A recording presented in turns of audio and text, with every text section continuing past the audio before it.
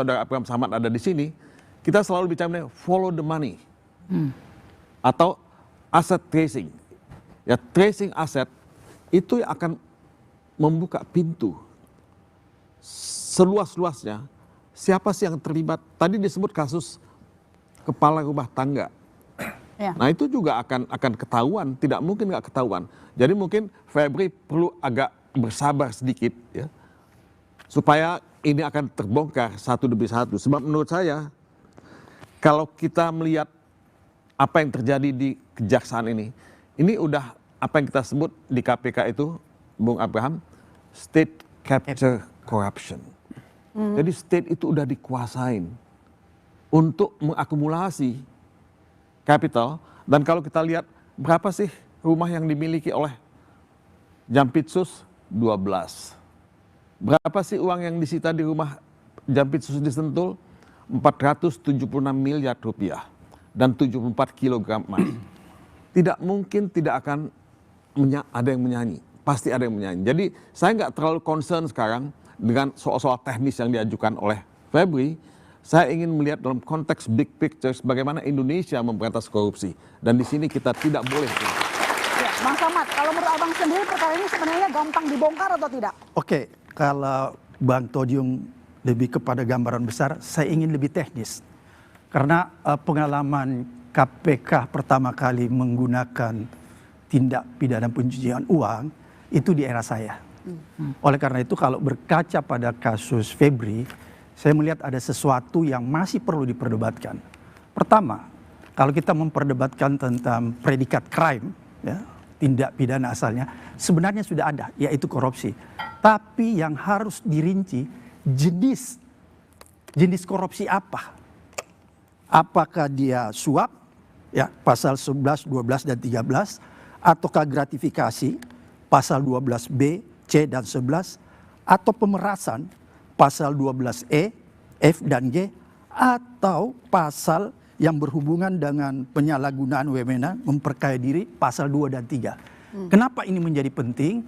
Karena kalau ini sudah ditentukan sejak dari awal, karena waktu zaman saya, begitu kita menetapkan seorang tersangka dan kemudian kita menggunakan tindak pidana pencucian uang, maka predikat crime-nya kita tentukan ya, misalnya korupsi, jenisnya kemudian kita harus tentukan.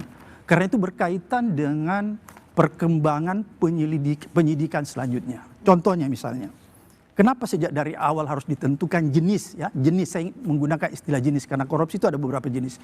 Misalnya, kalau jenisnya suap yang tadi saya katakan pasal 11, 12 atau 13, maka secara otomatis juga harus ditentukan siapa tersangka pemberi suap. Itu penting. Itu yang kita belum tahu sampai sekarang. Itu yang kabur sampai sekarang. Atau kalau dia menggunakan jenis predikat crime korupsi tapi jenisnya gratifikasi, maka dia juga akan menentukan tersangka siapa pemberinya. Misalnya dalam pasal 12B, C, dan 11. Atau kalau dia menggunakan jenis korupsi misalnya pemerasan, ya nggak perlu ada pemberi gitu ya. Dan pasal 2 dan 3. Oleh karena itu menjadi penting menurut saya. Jadi yang terjadi di kasus Febri sebenarnya predikat crime menurut saya sudah ada. Korupsi. Tapi jenisnya yang belum diurai. Belum dijelaskan. Karena itu penting. Karena begitu dia jelaskan misalnya kejaksaan secara akuntabel dan transparan menyatakan predikat crime-nya jenisnya misalnya korupsi suap. Maka selanjutnya siapa pemberinya, siapa yang jadi tersangka pemberi suap itu, atau kalau gratifikasi siapa? Abraham Samad, itulah yang jadi masalah kita dari awal. Karena Bung Pepe mengakui, menyampaikan kepada kita tadi, ini dibuat gelondongan. Iya.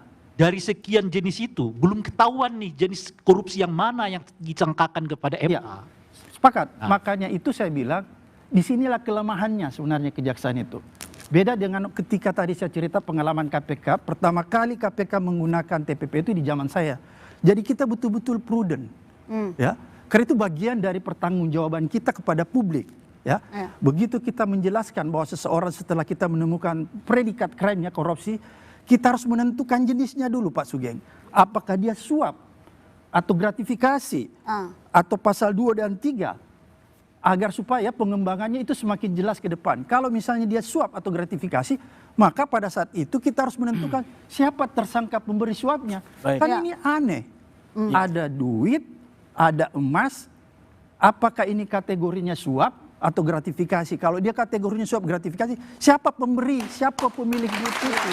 Siapa pemberi, siapa penerima? Ada 2 tersangka, 1 saksi. Apakah ini mempermudah? Harusnya gampang sekali untuk mencari tahu siapa menerima, siapa yang memberikan uang. Saksi kunci nanti dijawab Pak Sugeng. Kami segera kembali, saudara. Tetap di Bola Liar.